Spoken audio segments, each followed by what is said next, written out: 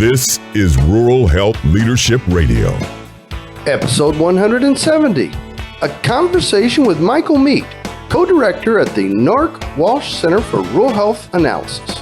I am just blown away by our youth and our rural communities. They give me hope for the future. They excite me. They are our future leaders. Welcome to the Rural Health Leadership Radio with your host, Dr. Bill Oxier. Each week, Dr. Oxier has a conversation with a different rural health leader to discuss what's working and what's not working in rural health, along with other topics of interest to rural health leaders. Rural Health Leadership Radio's goal is to improve health in rural America by providing a simple, no-cost means to share information and connect rural health leaders from around the country. And now, here's Dr. Oxier with today's guest. I want to thank today's guest, Michael Meit, for taking time out of his busy schedule to have a conversation with us today.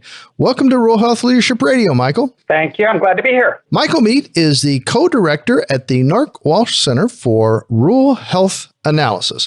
So tell us about yourself. Who is Michael Meit? What's your story? Well, my story really began in Southwest Ohio. My parents owned a rural pharmacy, and I spent a lot of my time growing up working in their rural pharmacy, getting to know the people in the community, seeing how they interacted with the people who they were serving. And I really credit them with a lot of my interest in ultimately getting into health research broadly, but rural health more specifically. I think the thing that really impacted me even greater than that, though, was when I had the opportunity to move to rural Pennsylvania. For 5 years, I directed the University of Pittsburgh's Rural Health Research Center, which was located in Bradford, Pennsylvania. And I got to really learn for myself what it means to serve a rural community, what it means to live in a rural community, all of the challenges that come with that, but more importantly, all of the really positive aspects of what it means to live in a community where people look after each other. Yeah, very interesting. Thanks for sharing that with us. So why did you choose healthcare research as an occupation? So I think this may be a lot of people's story, but I didn't really choose healthcare research. I kind of stumbled my way into it. Okay. So after college, I thought I was going to become a clinical psychologist. I entered a doctoral program, and halfway through, I was starting to see patients, and it really terrified me. And it terrified me really because I had no idea what I was doing, and the change was very incremental. It was hard to observe. It just made me really uncomfortable whether I was making a difference for people. I know a lot of people who work in that field. My brother is a clinical psychologist. I have all kinds of respect for people who do that work. But for me, I really wanted to see change at a level where it could be measured. And that really took me, I think, into population health. It really wasn't that direct a path, though. I was at the University of Pittsburgh one day going around to a career fair, and as I started talking to people, the people at the public health table really spoke to, I think, a lot of the interests that were brewing inside of me, and that's really what brought me into the field. Very interesting. Interesting journey there. So you touched on this a little bit already with the work that you did in at the University of Pittsburgh, but can you talk a little bit more about why you decided to focus on rural health? Yeah, that was another aspect of where things found me and not the other way around. You've done a lot of stumbling in your career, Michael. You find your way you find your path forward one way or another. Yeah, that's right. I feel like the luckiest person on earth. I have found my passion, but I can't claim that it was really something that I sought. It was something that I really accidentally found. So I'm pretty lucky in that regard. I was actually working for a national association in Washington, D.C. We worked with local health departments around the country. I still do a lot of work in the public health field with state and local health departments. It's something that I'm also very passionate about. But one day we got a call from Tom Morris at the Federal Office of Rural Health Policy, and he asked whether we could start analyzing our data by RUCA codes, looking at rural differences among local health departments around the country.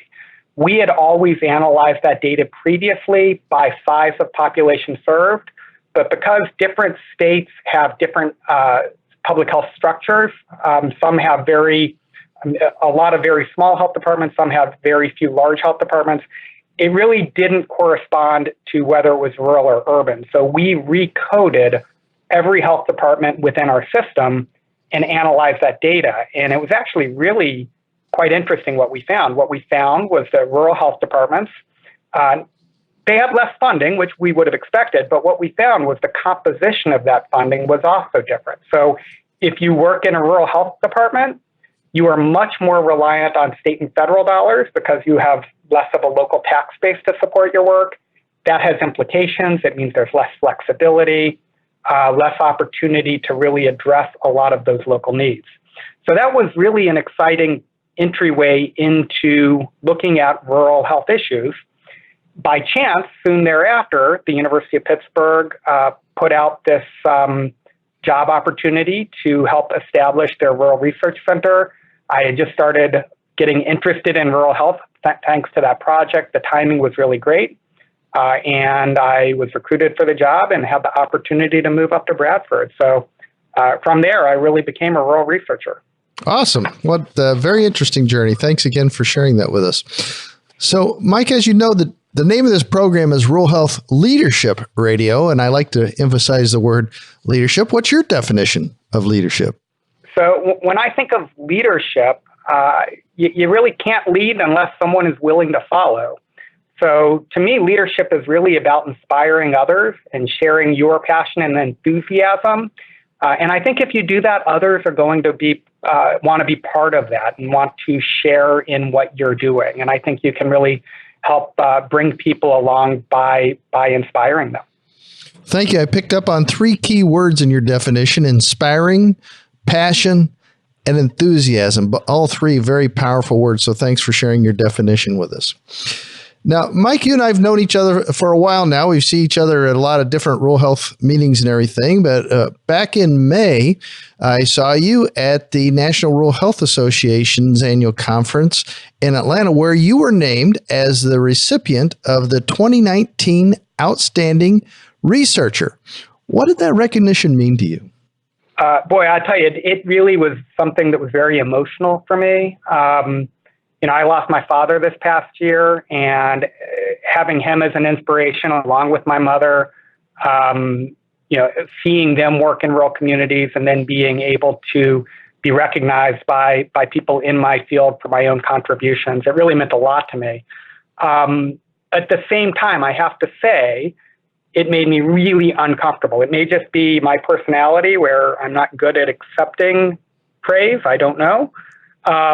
But what really made me uncomfortable was the fact that all of the work that we do here at the Walsh Center is done by a team of really smart and brilliant colleagues. And, at the end of the day, I wish it were a team award because I think any one of them is just as deserving as me. Well, it must be because you inspire them with your passion and enthusiasm, Mike, living out your definition of leadership there. So I think it's awesome that you received the award. I appreciate what you're saying about the uncomfortable feeling that you might have, recognizing your team, but that just reinforces the leadership that you provide those teams. So thank you for sharing that as well. The research that you do seems to focus on geographic inequities. Can you talk about that and the map of persistent poverty counties? Yeah, so we do a lot of work on health equity, looking at the differences in opportunity and outcomes in different geographic regions of the country, rural and urban, as well as in the South and Appalachia, all over the country. What we find is that many of those inequities are tied to things like educational opportunity, access to healthcare, a lot of factors. But probably one of the factors I think that has the greatest impact, I think one of the factors that definitely has the greatest impact is poverty. And so there's a map I show in most of my presentations. It's a map of persistent poverty in the United States. And to be defined as a county that experiences persistent poverty, more than 20% of your population has to live below the federal poverty line since the 1980 census. So we're talking about 40 years of deep intergenerational poverty. And what's interesting about that map is that you'll see that almost all of those counties, with very few exceptions, are rural counties, one. The other thing is that the outlines of those counties are regions that you could name. You could look at that map and you could say, that's Central Appalachia. That is the Delta region. That is the Southern Black Belt. That is the U.S.-Mexico border region. And then you'll also notice these little pockets throughout the upper Midwest, which are Indian reservations. So it's very interesting. So what we see also, I think quite interestingly, is the effect of what we call dual disparity. So a lot of those regions are regions where much of the rural population is of minority background. So we see that rural African Americans in the South and in the Delta, we see Hispanic populations along the border, Indian populations. We see this dual impact of race conspiring with geography to really create some of the most significant health disparities and health outcomes that we see in the entire country. Well, that's very interesting. Are there any situations where the map doesn't play out? Yeah, and in fact, there's one that's been quite fascinating to us. It's an area of research that we have gotten into very deeply of late, as have many others, which is looking at opioids and overdose.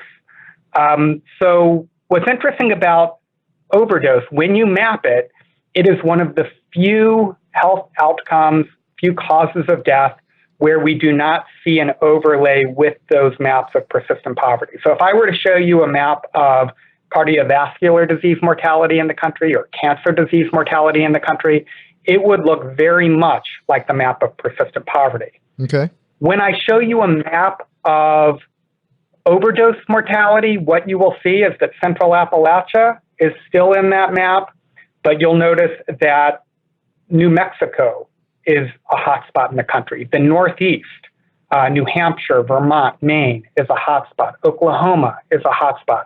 So there are other factors that appear to be contributing to overdose mortality that are not just poverty. And in fact, the converse is also very interesting.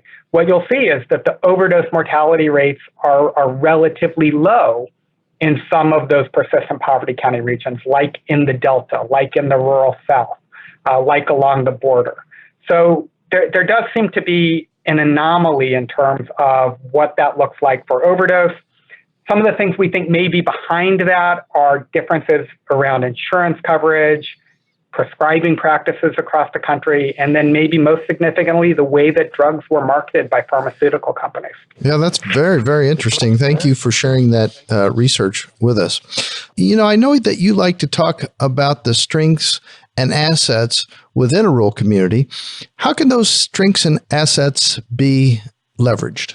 So this is maybe one of my favorite areas of work that we've had the opportunity to do in the last several years. So, you know, historically, most of the work of our research center, and I think most rural research centers, is to look at problems. You know, we're really charged with trying to collect data to demonstrate inequities. So I can tell you where there are greater mortality rates for any issue.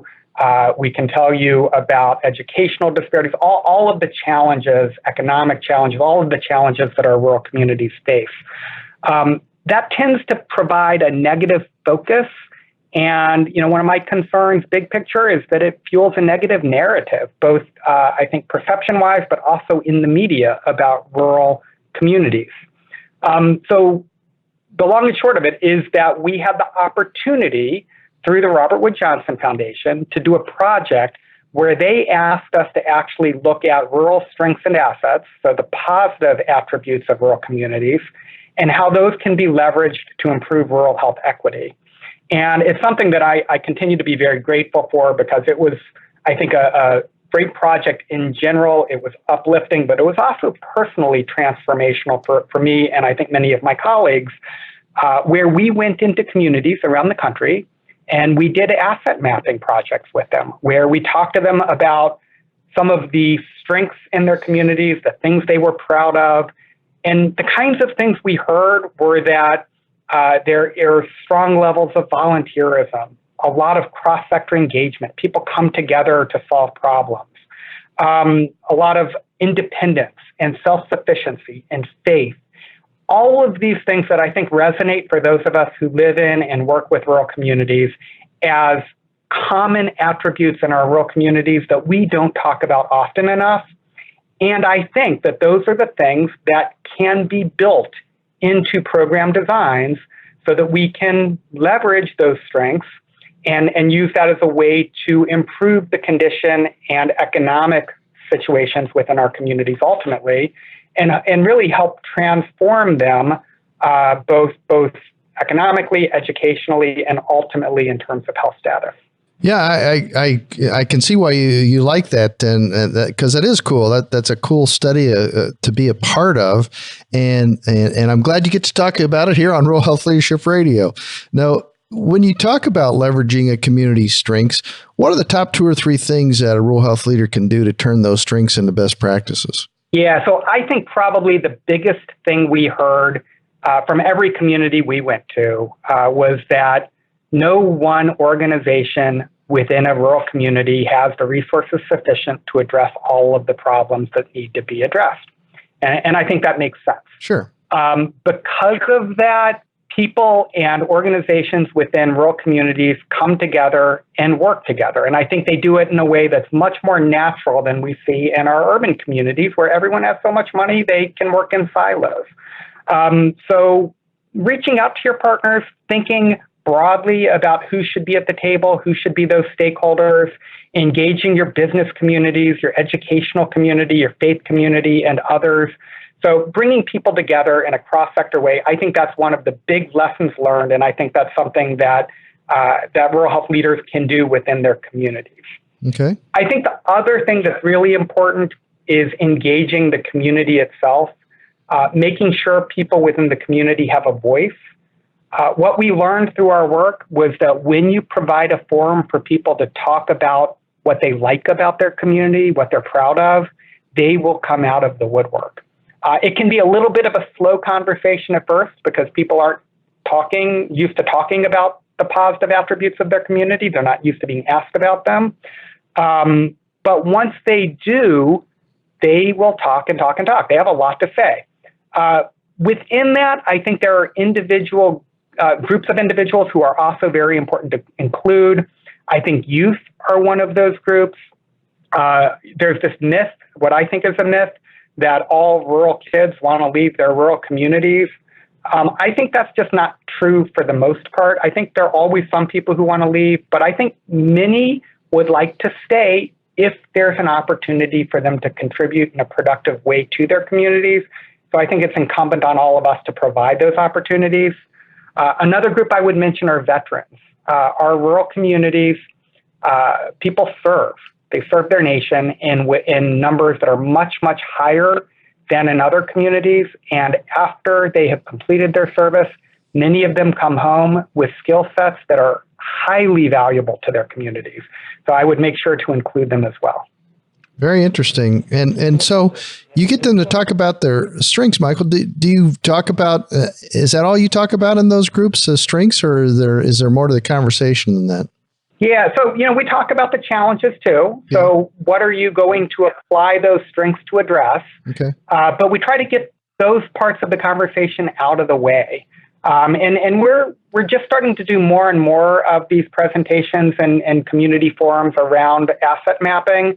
But really getting people to acknowledge those challenges and then set them aside so that you can focus on strengths and assets, I think is really important. If people have to get that off their chest. They are used to coming together to talk about problems. Again, that's what they're usually asked about. Right, so you need to provide the opportunity for them to do that. But once those are out on the table, you can then move that discussion towards those positive attributes. And then I think the most important part, how are those then going to be leveraged to create change at the community level? Yeah, I like that. Thank you again for sharing that. That's very, very interesting and a great idea, if you ask me. But, usually the work that rural communities do to improve well-being is kind of inward facing, and therefore people from outside of that community, they don't necessarily know what's going on there. Can you talk about that a little bit? Yeah. So this was another thing that I think really came out in a very compelling way through our work for the Robert Wood Johnson Foundation. And that's a focus on rural innovation. And I think there are a lot of people who might scratch their head thinking, rural innovation, innovation happens in large urban areas. It happens in the Silicon Valley. But I just don't think that's true. So one of the things that we heard in almost every community forum that we held was that in most rural communities, nobody is throwing money at them to solve their problems. So they come together and figure out how to address their issues, to solve their own problems in a way that isn't going to cost them a lot of money. So finding unique ways to solve your problems yourself, I think, is innovation. And what's interesting to me about that is just as you mentioned, they do it to solve their own problems. It's inward facing. I'm fairly convinced at this point that most of our problems in rural communities have already been solved. We just don't know where to look to find those solutions. So we're just not going to find those solutions unless we accidentally meet somebody from a community or stumble upon this innovation that happened. So what I really believe and what would be a really cool project to do would be to find a way to identify innovative models, describe them, and evaluate them so that we can focus on replicating them in other communities. So systematically find that innovation and then come up with strategies to help other communities replicate them. Because, again, like I said, the innovation is already out there. We just haven't found it yet. One thing I will note along these lines, though, we do a great project here at the Walsh Center. We do it for the Federal Office of Rural Health Policy, where we develop evidence-based toolkits. And that is a project where we do our best to find those innovative models and package them in a way that can be replicated. Those have been downloaded over 2.5 million times. So I know there is an audience for this kind of effort. There's a thirst for this kind of knowledge. But at the same time, I'm still convinced that there's a lot more innovation out there that we haven't found yet. Yeah, that's very interesting. 2.5 million times, that's a lot of downloads. That's pretty cool that you provide that. And pretty remarkable. And those are absolutely free. All you have to do is go on the Rural Health Info Hub, absolutely right? Free. They're on the Rural Health, the RHI Hub. Yes. And so, if you go to the RHI Hub, you will find the link to the evidence-based toolkits. And we have them on around 20 topics now. Wow, that's pretty cool. So what's the big project that you'd like to do someday? So I think I just described it. I think it is that project to systematically identify rural innovation. Again, I said it already, but I am 100% convinced that the solutions are out there and it's up to us to find them. I think those solutions reside in our rural communities, and I would add that our rural communities can lead the way for our urban communities as well. Too often, we have focused on taking urban models and trying to scale them down to meet rural needs, and that hasn't worked. I think it's about time we try to take rural models and try to scale them up to address our urban needs. And what I will tell you is if some of our rural communities can get the funding to pilot test those interventions, they can do it in a much more cost-effective way on a smaller scale, and they can lead the nation. I love that perspective. Thank you, Michael, for sharing that with us. You know a ton about having researched rural healthcare. You know a ton about rural healthcare. What scares you the most about the future of rural health? Yeah, so I'm concerned that we live in a really divisive time in our nation.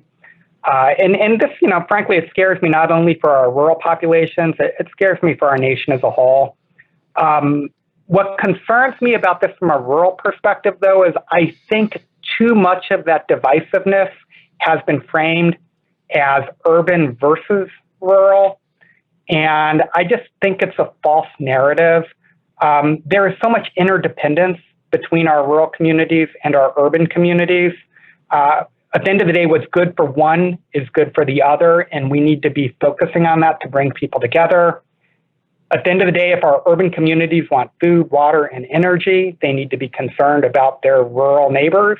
And if our rural communities want to have investment, if they want people to come there for tourism opportunities, They need to be concerned about their urban neighbors. And, truly, I think when you dig a little bit beneath the surface, the challenges that people face are more common than they are different. I think that's true whether you're in an urban community or a rural community. So, really, I think we need to kind of get beyond this divisiveness, which I think is ultimately very destructive, and find ways to bring people together. I appreciate your perspective on that. Now let me flip the question around for you. What excites you the most about the future of rural health? So probably my favorite thing that I get to do is travel around to rural communities. I do a lot of community site visits, and uniformly I am just blown away by our youth and our rural communities. They give me hope for the future. They excite me. They are our future leaders. Like I said, though, if we want them to stay in our rural communities and contribute to our rural communities, we need to make sure they have opportunities to stay in their rural communities. And that means economic opportunity, educational opportunity. We need to mentor them and provide them the opportunities so that they can be that next generation of rural leaders. And, if we do our job right, I think they're going to do a phenomenal job. Yeah, well said. We've covered a lot of topics here in the short time we've been talking, Mike. If our listeners only take one thing away from our conversation today, what should that be? I think it is that focus on rural strengths and assets. People are very rightly proud of their communities. They are proud of their histories. They love to tell their stories. And that's uplifting. So I think rather than focusing so much on rural challenges, which it's a really easy trap to fall into, I think we need to really tell the positive story about what's good and strong about rural America and our communities throughout the country. And in that way, I think it lifts people up, and I think we will really go a long way to solving our challenges. Michael Meit, co-director of the Nork Walsh Center for Rural Health Analysis, thank you again for joining us today. My pleasure. I want to thank you for sharing your knowledge, your expertise, the research that you've done, and I want to thank all of you out there for listening. If you enjoyed today's episode, please go to iTunes, Stitcher, Google Play, whatever your favorite podcast app might be, and subscribe to Rural Health Leadership Radio. And if you'd like to continue the conversation of leadership in rural health, you can also join our LinkedIn group called Rural Health Leadership Radio. And while you're on Facebook today, check out our Facebook page because Rural Health Leadership Radio loves likes.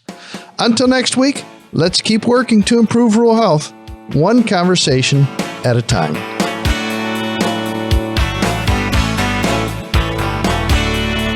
If you would like to connect with today's guest, please send an email with your contact information to bill@billoxier.com.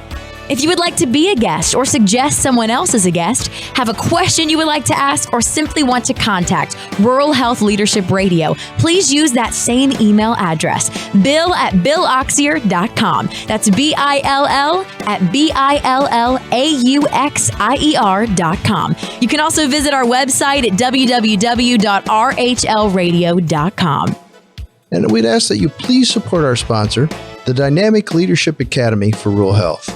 The Dynamic Leadership Academy for Rural Health's mission is to improve rural health, one leader at a time.